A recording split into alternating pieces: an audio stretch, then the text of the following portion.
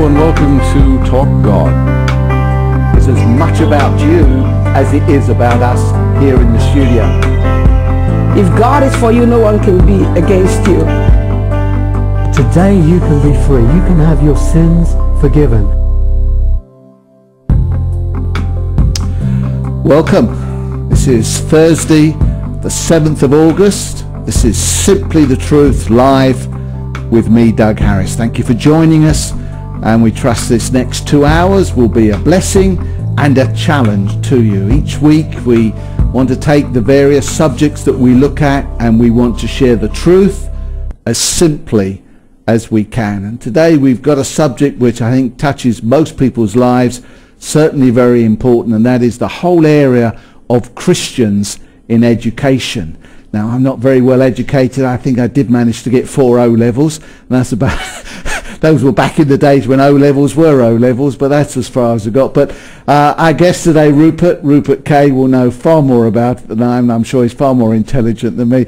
Welcome, Rupert. Thanks very much for joining. When I went away to university, aged 18, that I decided that I had to mean it for me and for real, that I wasn't just doing it in front of my friends, my family back home, but I wanted to be a servant of Christ. So I made that commitment in November, the November that I moved away from university. And highs and lows, yes. Moved closer to the Lord and further away. But university isn't the easiest of places, is it, to really begin, in many ways, to establish your Christian life? No, it wasn't. And that had its own set of challenges. And it's when young people leave the nest, when they move away from church and from family, that they have to make a decision for themselves about whether they want to walk with God. But there are so many temptations and distractions, but also so many other people who are not Christians yet, who need to see Christians as good role models. Right. So hopefully I was a little bit of a good role model at times. I like to think that. Right.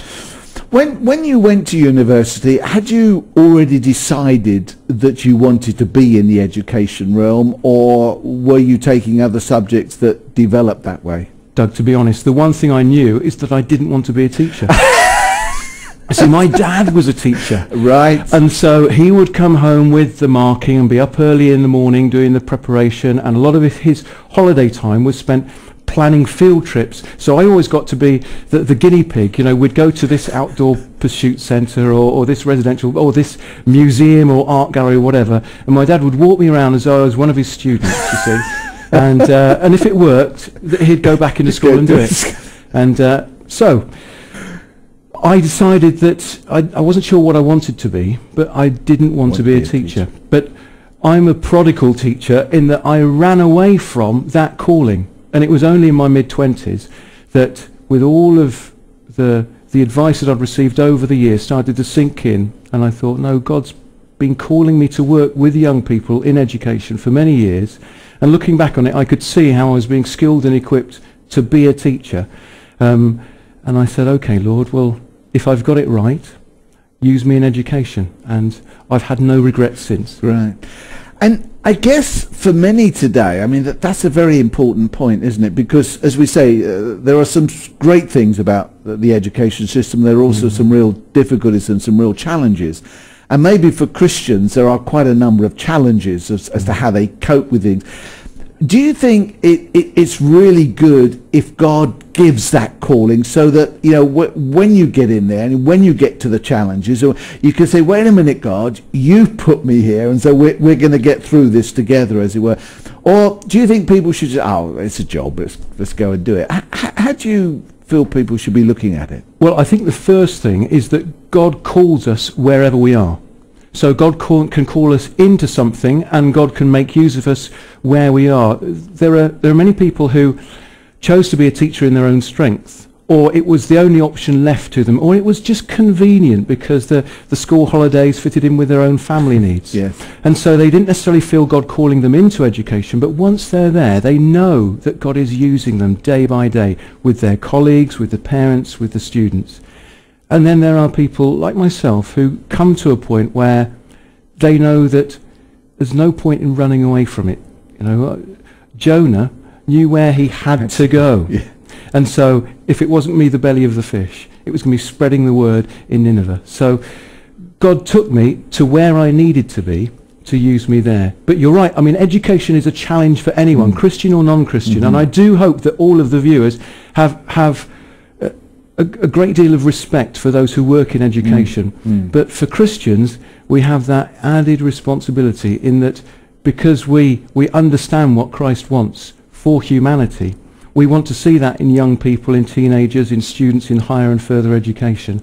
And so as Christian teachers, again, it's back to being a good role model. Yes. We've got to walk the talk, lesson by lesson, day by day, term by term. Yeah.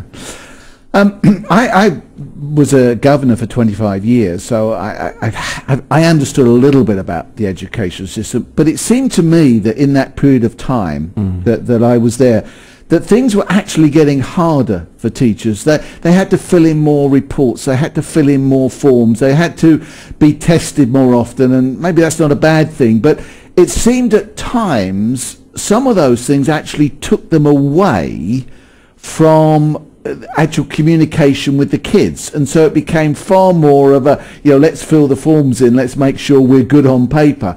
Do you think there is a problem with that in education today, and how can, if it is, how can teachers overcome that in still putting the kids first, as it were, with all the rest that they have to do?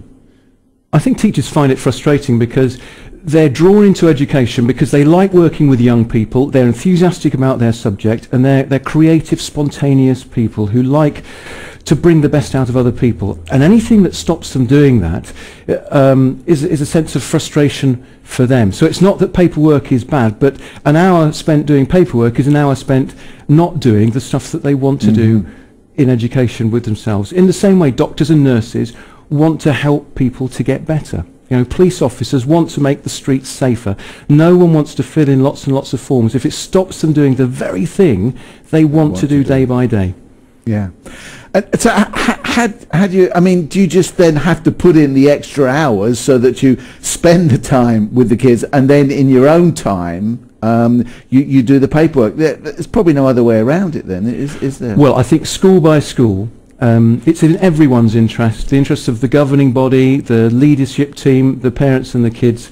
If the bureaucracy is shrunk to as small as it can be so that it gets the job done in terms of accountability, so that we can report back to the government, those who pay for education, the taxpayers around the country, and say, we can show you that this school, this teacher, this class are doing what they're supposed to be. But the rest of the time needs to be freed up, especially during the school day, so that we want children to go home at the end of the day with a smile on their face. So what did you do at school today? We can't shut the kids up because it's all full of good news and enjoyment, and they can't wait to go back to school the next day. Now, for many children, that's how education starts. Girls and boys through the younger age and through primary school. It's when they get to the middle of secondary school, learning can become a little bit of a struggle. And why? Because some of the joy of learning has evaporated. And so for learners and teachers alike, we've got to keep the joy there. Christians should be joyful people. Christian teachers should be joyful teachers. Right. I think it's an interesting point you had, because looking back, I can look back that far, just about, to my education. I remember one aspect of it, when I got to grammar school, as it was in those days, the first couple of years in French, I was top of the class in French, because the teacher I had, I related to, he related to me, we got on well together, I was accepted as a person, not just as a digit, and it was great.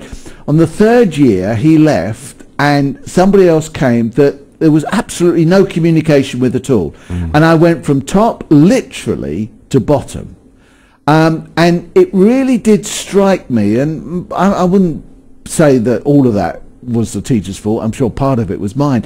But it really did strike me, this need of creating relationships with the kids that you are teaching, so that there is that relationship and that correspondence one with another. Yeah, the students have to relate to the teacher, and respect is earned. Yes. Both ways, respect is earned.